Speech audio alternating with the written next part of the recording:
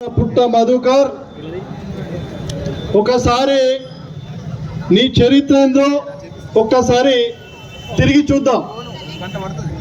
శ్రీధర్ బాబు గారిని రాజకీయంలోకి తీసుకొచ్చినా అని చెప్పి మాట్లాడుతున్నావు.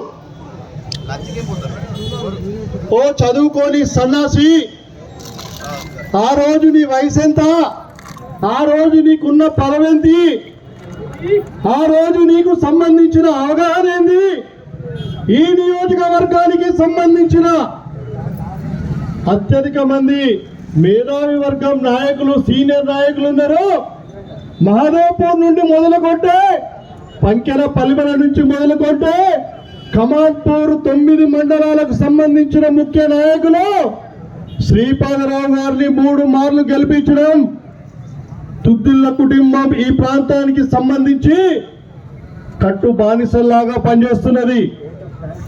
వీరందరూ మాకు మళ్ళీ దుద్దిళ్ల కుటుంబం నుండి ఎమ్మెల్యేగా రావాలి, ఈ అభివృద్ధి, ఈ నియోజకవర్గాన్ని అభివృద్ధి పదంలోకి తీసుకురావాలనే ఉద్దేశం కొద్దీ నీకన్నా సీనియర్లు, నీకన్నా అనుభవం గల వాళ్ళు కొన్ని వందల మంది, నీకన్నా అనుభవం ఉన్న నాయకులు, కార్యకర్తలు కొన్ని వేల మంది ఆ రోజు శ్రీధర్ బాబు గారిని ఒప్పించి మెప్పించి, తల్లి జయమ్మను మెప్పించి ఈ రోజు రాజకీయంలోకి రావాల్సిన అవసరం ఉందని చెప్పినారు ఈ ప్రాంతానికి సంబంధించిన నాయకులు, కార్యకర్తలు అని చెప్పి నేను మనవి చేసుకుంటున్నాను. నేను మిత్రులారా, మీకు ఒకటి చెప్తున్నా, నీది పుట్టరాయలింగు డిఎన్ఏ అయితే, నువ్వు పుట్టరాయలింగు పుడితే గట్టు వామనరావుకు సంబంధించి హత్య కేసులో నీ ప్రమేయం లేదా, నీ అల్లుడి ప్రమేయం లేదా,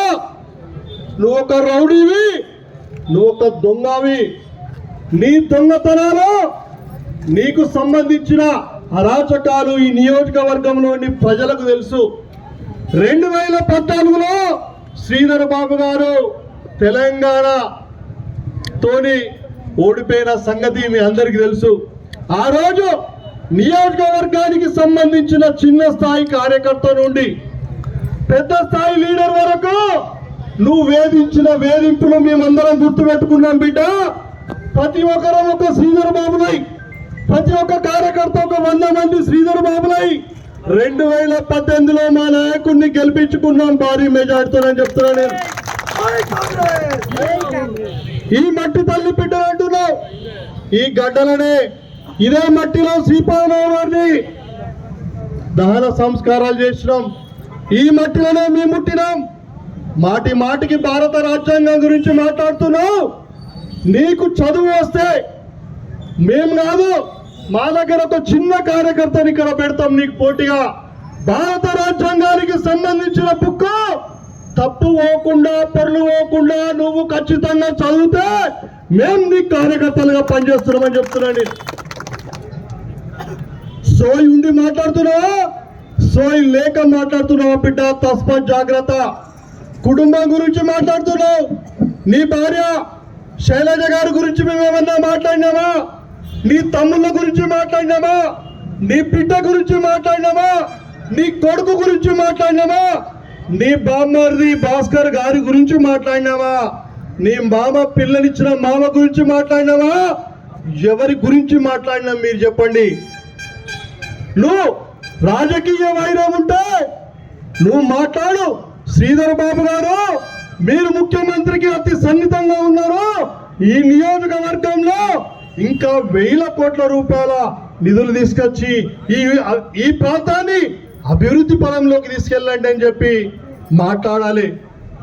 ఈరోజు డిఎన్ఏ గురించి మాట్లాడుతున్నావు, ఈరోజు చరిత్రహీనుడిగా మాట్లాడుతున్నావు, ఈరోజు కులం గురించి మాట్లాడుతున్నావు.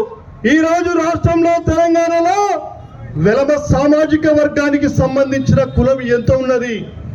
ఆ కులంకి సంబంధించిన గౌరవ మాజీ ముఖ్యమంత్రి కేసీఆర్ గారు ముఖ్యమంత్రిగా పనిచేసినప్పుడు బానిసలాగా నువ్వు ఎమ్మెల్యేగా పనిచేయలేదని చెప్పి నేను మనవి చేస్తున్నాను. నేను మిత్రులారా, నేను ఇదే జిల్లా పరిషత్ మెంబర్గా కమాన్పూర్లో నువ్వు నా మీద పోటీ చేసినప్పుడు నేను ఒకటి చెప్తున్నా, కమాన్పూర్లో నా మీద నువ్వు పోటీ చేసినప్పుడు చావు తప్పి కన్ను లొట్టబోయినట్టుగా 3,80,00,000 రూపాయలు 15,000 ఓట్లకు పంచి గెలిచిన చరిత్ర హీరుడివి నువ్వని చెప్తున్నా నేను.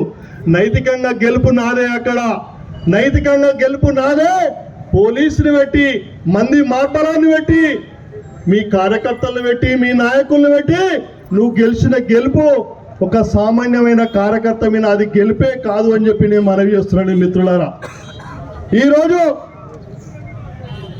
నీ నిజ స్వరూపానికి సంబంధించి సోదరిమణి శైలజ గారు, శ్రీధర్ బాబు గారు కొత్తగా రాజకీయంలోకి వచ్చినప్పుడు నువ్వు తాగి ఎక్కడ పడితే అక్కడ కింద పడిపోయినప్పుడు మహాప్రభా శ్రీధర్ బాబు గారు, నా భర్త తాగి ఎక్కడ పడితే అక్కడనే పడిపోతున్నాడు, దయచేసి మద్యం తాగడం బంద్ చేయించు అని చెప్పి పలుమార్లు వేడుకున్న విషయం వాస్తవం కాదా అని చెప్పి నేను మనవి చేస్తున్నాను. నేను శ్రీధర్ బాబు గారు ఆ రోజు చేయి తీసుకొని పైన పెట్టుకొని ఒట్టేయించి, మధు నువ్వు మద్యం తాగద్దు, నీ భార్యను వేధించొద్దు అని చెప్పి ప్రమాణం చేసుకుంటే ఆ రోజు నువ్వు మద్యం మానేసి చక్కని పూసనై ఇవాళ నేను చక్కటి మనిషిని చెప్పి మాట్లాడుతున్నావు. అది ఎంతవరకు సమంజసం? ఒక్క నిమిషం నువ్వు ఆలోచన చేసుకోవాలి. ఈరోజు శ్రీధర్ బాబు గారు ప్రాణభిక్ష పెట్టింది నీకు బిడ్డ. నేను చెప్తున్నా, కాంగ్రెస్ పార్టీలో ఉండి మా మండలానికి సంబంధించిన ఒక నాయకుడు ఈరోజు నీ పార్టీలో ఉన్నాడు. ఆ రోజు అప్పటి పీపుల్స్ పార్టీకి సంబంధించిన, ఈ ప్రాంతానికి సంబంధించిన ఒక నాయకుడు ఈ మధ్యలో సరెండర్ అయి జనజీవన స్రవంతిలో ఉన్నాడు. ఆ నాయకుడు నిన్ను హతమార్చడానికి టీం పంపిస్తే ప్రాణం కాపాడుకోవాలని పలుమార్లు నీ భార్య నువ్వు శ్రీధర్ బాబు గారి కాళ్ళ మీద పడి వేడుకున్న సంగతి వాస్తవం కాదా అని చెప్పి నేను మనవి చేస్తున్నా. నేను ప్రమాణపూర్తిగా చెప్తున్నా, ఆ నాయకుడు కాంగ్రెస్ పార్టీలో ఉన్నప్పుడు నాతోని మాట్లాడిన మాటనే నేను చెప్తున్నా, కానీ ఇందులో ఏమాత్రం కల్పితం లేదు సోదరులారా. నేను ఒక నిమిషం మనవి చేస్తున్నా. ఆ రోజు ఇదే మా మండలానికి సంబంధించిన నాయకుడు నిన్ను తూర్పు అటవీ ప్రాంతానికి తీసుకెళ్లి ఆ నాయకునితోని సయ్యద్ద కుదిరించి, ఆ నాయకునితోని కాంప్రమైజ్ చేపించి ఈరోజు నీ ప్రాణాలు కాపాడింది శ్రీధర్ బాబు గారు, కాంగ్రెస్ పార్టీ తుదిళ్ళ కుటుంబం అని చెప్పి నేను మనవి చేస్తున్నాను. నేను మిత్రులారా, నేను ఇలా నోరున్నది కదని మాట్లాడుతున్నావు, అహంకార పూరితంగా మాట్లాడుతున్నావు. నీ గౌరవ ఐటీ మినిస్టర్ మాజీ కేటీఆర్ గారు ఇదే అహంకారంతో తెలంగాణ రాష్ట్ర ప్రభుత్వం కుప్పగూలిపోయింది. అహంకారం అనేది ఎవరికి ఎప్పుడు శాస్త్రం కాదు. శాంతి కావాలి, సామరస్యం కావాలి, ప్రజాస్వామ్యంగా ముందుకు వెళ్ళాలి. ప్రజలకు తోని ఎన్నుకోబడిన వ్యక్తి ఒకసారి ఈ నియోజకవర్గంలో మాట్లాడితే 10 మంది మెచ్చుకునే విధంగా ఉండాలి, 10 మంది హర్షించేదగ్గంగా ఉండాలి, 10 మందికి మేలు చేసే కార్యక్రమం చేయాలి. ఈ రోజు ఈ ప్రాంతానికి సంబంధించిన బడుగు బలహీన వర్గాలకు సంబంధించిన వారిని నువ్వు ఎంతమందిని పైకి తీసుకొచ్చినావు ఒక్కసారి నేను అడుగుతున్న సమాధానం చెప్పు. ఈ దుద్దిల్ల కుటుంబం ఈరోజు ఇది కార్యకర్తలను, నాయకులను తయారు చేసే ఒక ఫ్యాక్టరీ, ఒక ఇండస్ట్రీ. ఈ ఫ్యాక్టరీకి సంబంధించి ఇందులోకి వెళ్ళి అనేక మంది ఈరోజు నీ పాటలకు వెళ్ళిరు, నీ దగ్గరికి వచ్చిరు. ఇలా నువ్వు అన్నావు, నా ఎన్నుకున్న వాళ్ళు మాట్లాడడానికి భయపడుతున్నారు అన్నావు. భయం కాదు, మా సారు మీద గౌరవం, మా సారు మీద అభిమానం. ఈ ప్రాంతం నక్సలైట్లను చూసింది, ఈ ప్రాంతం పోలీసు బూటు చెప్పులను చూసింది. నీ ఊకదుంపుడు మాటలకు ఎవరు భయపడరు. ఇక్కడున్న నియోజకవర్గంలోని ప్రజలు పొద్దున మనిషి కనబడితే రాత్రి పక్కలకెళ్ళి తీసుకువెళ్ళి ఎన్కౌంటర్లు చేసిన సందర్భాలు పోలీసులు చేసిర్రు. ఇటు నక్సలైట్లు ఊళ్ళకి వచ్చి అప్పుడు బెదిరించారు. ఆ నక్సలైట్లకు ఈ పోలీసులకే భయపడలేదు. నీ ఊకదంపుడు మాటలకు ఎందుకు భయపడతాం? నేను ఒకటే చెప్తున్నా, మొన్న 4 రోజుల కింద మంత్రి ముత్తారావులో పాత్రికేయ మిత్రుల సమావేశం పెట్టినప్పుడు నువ్వు ఒకటి మాట్లాడితే మేము 10 మాట్లాడతాం, నువ్వు 10 మాట్లాడితే 100 మాట్లాడతాం. నిన్న మీరు శ్రీధర్ బాబు గారిని మాట్లాడిన మాటలు కేవలం శ్రీధర్ బాబు గారికి ఒక్కరికి కాదు, మంత్రి నియోజకవర్గంలోని ప్రతి కాంగ్రెస్ పార్టీ కార్యకర్తకు చెందుతుంది. ప్రతి కాంగ్రెస్ పార్టీ కార్యకర్త ఈరోజు ఆవేశంతో ఉన్నాడు. ప్రతి కాంగ్రెస్ పార్టీ కార్యకర్త ఇంతకు 10 రెట్టింపు ఉద్యమంతో ముందుకు వెళ్తాం. నీ బంగ్లాను బద్దలు కొడతాం. నీ ఆవేశపూరితమైన మాటలకు అడ్డుకట్టి వేసి ప్రజాస్వామ్యయుత కాంగ్రెస్ పార్టీ ప్రజా పాలనను మంత్రి నియోజకవర్గంలో నడిపిస్తాం. మా నాయకుడికి దండగా కాంగ్రెస్ పార్టీ ఉన్నది. ఇది కేవలం ట్రైలర్ మాత్రమే. సినిమా ముందుంటది.